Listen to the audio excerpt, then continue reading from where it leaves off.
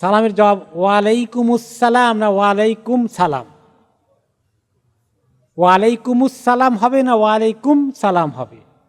আসলে শুদ্ধ হয় বেশি ওয়ালাইকুমুসসালাম, আলিফ লাম সিন লাম আলিফ মিম, ওয়ালাইকুমুসসালামটা বেশি শুদ্ধ।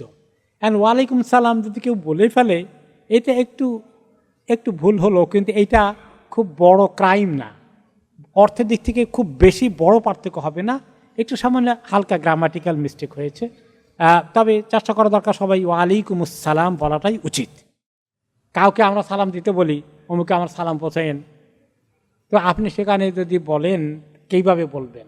যিনি সালামটা ক্যারি করলেন, বহন করলেন, তিনি কে বলেন অমুক আপনাকে সালাম দিয়েছেন।